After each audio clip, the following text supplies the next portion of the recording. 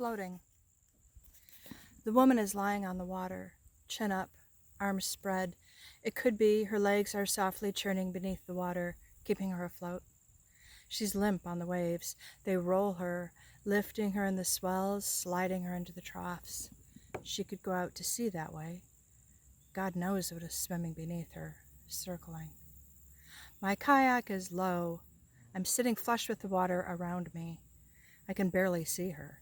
I only noticed her when I was on a swell and she in a trough. I hear the humpbacks in the distance. I've traveled from the landlocked Midwest to see them. I paddle out a bit farther from the safety of the long pier, feel the swell's strength and feel myself lifted and dropped, and I can't do it. I need the pier. It's 50 feet down at least by the last pier piling. The water there by the pier is clear, turquoise almost.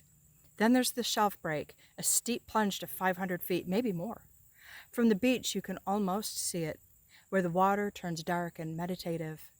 The old guy fishing there, his pole dug into the sandy shore, showed me the sheep's head fish he caught, showed me its weirdly human teeth, told me there are submarine canyons on the slope off the shelf just past the pier.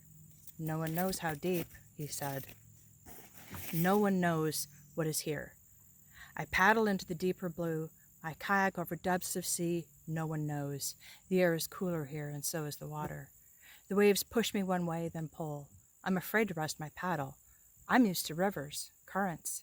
I float, rising and falling, and I look down, watching the ocean swallow the sun's rays. It's like looking into infinity. A fish swims below me, a sheep's head maybe. It swims past the sun, down into the blue. I think about what else is swimming past the sun, what might lurk in the submarine canyons. I'm a speck on the skin of the ocean. I turn my head, I see the woman again, so still on the waves. She's closer to me now, 2 swells, sliding closer still as she floats toward the open sea, toward the whales. She comes level with me, and her face is pale, and her hair is twined with kelp. She turns her head and opens her eyes. Another swell lifts her, gently.